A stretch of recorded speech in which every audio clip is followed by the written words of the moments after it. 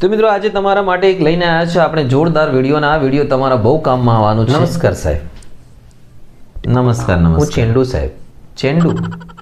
કોણ ચેન્ડુ સાહેબ ચેન્ડુ જાનુનો ભાઈ, નાનો ભાઈ જાનુ. ઓહ, જાનુનો ભાઈ. ઓહો, જાનુને કોણ નહીં ઓળખતો ભાઈ. રિવરફ્રન્ટથી લઈને આરએફ કેમ્પ સુધી, નારોલથી લઈને નરોડા સુધી બધાને ઓળખે છે. બોલ બોલ સાહેબ, મારે શું કામ છે ને હતું તારે? ગણિતમાં બોલ પાસ થવાનું છે અને મને કશું નહીં આવડતું, તો તમે થોડીક ટિપ્સ આપો કે કોઈ એવી વસ્તુ કહો એટલે મને પાસિંગ માર્ક્સ આવી જાય. ભાઈ જો તું આખો વર્ષ તો ભણ્યો નહીં અને હવે કહે છે મારે પાસ થવા માટે માર્ક્સ જોઈએ. એટલે આખો વર્ષમાંથી ઘણું બધું ભણ્યો નહીં, બરાબર ને? હવે થોડુંક તો તમારી મદદથી પાસ થઈ જાવ. માર્ક્સ રીત તો આપી દઉં તમને, બરાબર? માર્ક્સ બી લેવડાવી દઉં, પણ તારે મારી બધી ટિપ્સનું પાલન કરવું પડશે. બહુ ઓછી છે, 2 દાડાનું કામ છે, થઈ જશે, બરાબર ને? ઓકે, તો ફૂલ વિડીયો જો એટલે તમને ખ્યાલ આવી જશે. તો મિત્રો, જો આપણને પ્રશ્ન એવો હોય કે ભાઈ આપણે પાસ થવું હોય, તું ત્યાં સાઈડમાં જઈને બેસી જા ભાઈ, બરાબર ને? તો આપણે જો પ્રશ્ન હોય કે ભાઈ આપણને ખાલી પાસ થવું છે, તો માટે તમારા માટે હું થોડી માહિતી આપી દઉં કે પાસ થવા માટે ગણિતની વાત છે. ગણિતમાં પાસ થવા માટે તમારે ફક્ત આ 4 વસ્તુ કરવાની છે જે તમને પાસિંગ માર્ક્સ અપાઈ દેશે. અને આ 4 વસ્તુ કઈ કઈ છે એની હાથ ધોઈને એની પાછળ જ પડી જવાનું છે. આ વિડીયો ફક્ત એ વિદ્યાર્થીઓ માટે છે કે જેમને પાસિંગ માર્ક્સ જોઈએ છે, બધા વિદ્યાર્થીઓ માટે નથી. યાદ રાખજો, જેને ટોપ સ્કોર કરવું છે તે આ વિડીયો ના જોશો, કોઈ મતલબ નથી કે તમારા બધું તૈયાર થયેલું હશે. એટલે જે વિદ્યાર્થીઓને ફક્ત પાસિંગ જોઈએ ગણિતમાં અને બેઝિકવાળા સ્ટાન્ડર્ડવાળા તો પાસિંગ શું વધારે જોઈએ એ લોકો આ વિડીયો જોશે.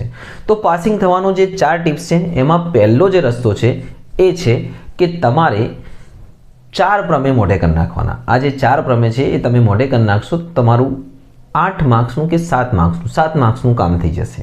આ 4 પ્રમેય કયા કયા છે?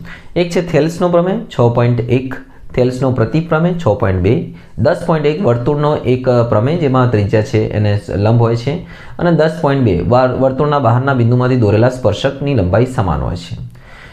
તમે આ 4 પ્રમેય કરશો તો તમારા 7 માર્ક્સ તો પાકા છે. કદાચ વર્તુળમાં કોઈ બીજો દાખલો પૂછાઈ શકે, પણ બાકી જનરલી આ તમને પૂછાઈ જશે. આ 4 પ્રમેય કરવામાં તમને લાગશે 3 કલાક 4 કલાક, બરાબર? એના વિડીયો બનેલા છે, લિંક તમને ડિસ્ક્રિપ્શનમાં મળી જશે. પહેલું કામ આ કરવાનું, જ્યાં સુધી આ ના તૈયાર થાય ત્યાં સુધી કરતા જાઓ, પછી બીજા બધા કામ કરવાના. હવે આવીએ બીજી ટિપ્સ પર. ટિપ્સ નંબર 2, એમાં તમારે કરવાનું છે આંકડાશાસ્ત્રના જે દાખલા હું તમને કહું છું એ આંકડાશાસ્ત્રમાં તમારે કરવાનું છે મધ્યસ્થમાં 1 ખૂટતી આવૃત્તિ, એટલે મધ્યસ્થમાં ખૂટતી આવૃત્તિવાળો દાખલો, બરાબર? 1 કે 2 જેવું બી આ ફિક્સ છે. અને બહુલકનો દાખલો, સાદો દાખલો, એમાં ખૂટતી આવૃત્તિ ચાલશે. તમે અત્યારે ખાલી સાદો દાખલો કરો. મધ્યકમાં તમારે 1 ખૂટતી આવૃત્તિ, બરાબર ને? અને મધ્યકમાં 1 સાદો દાખલો આ કરવો. અને જો આ થઈ જાય તો મધ્યકમાં 2 ખૂટતી આવૃત્તિ પણ કરી શકો છો. અને આ બધા વિડીયો આપણે બનાવેલા છે, તમે જોઈ શકો છો. તો 4 દાખલા તમારે પાક્કા કરવાના છે. મધ્યસ્થમાં ખૂટતી આવૃત્તિ, બહુલકનો સાદો દાખલો, બહુલક શોધવાનો દાખલો, મધ્યકમાં 1 ખૂટતી આવૃત્તિ અને મધ્યકમાં 1 સાદો દાખલો. ઓકે? અને એક મધ્યકમાં જો તમને આવડી જાય તો મધ્યકમાં 2 ખૂટતી આવૃત્તિ બી ટ્રાય કરી શકો છો.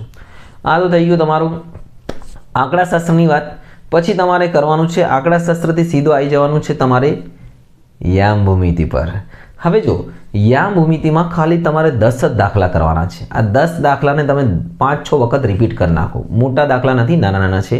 એક તો વિભાજન બિંદુવાળો શોધવાનો દાખલા પૂછાશે અને એક તમારે જે અંતરનું સૂત્રવાળો દાખલો પૂછાશે. મોસ્ટ ટાઈમથી કયા દાખલા છે એ મેં ટીક કરેલા છે, તમને એની લિંક જે ડિસ્ક્રિપ્શનમાં મળી જશે વિડીયોમાં, જે એ દાખલા જ કરવાના છે. અને એનો 1 શોર્ટ વિડીયો બી બનાવેલો છે. આટલું જ કરવાનું.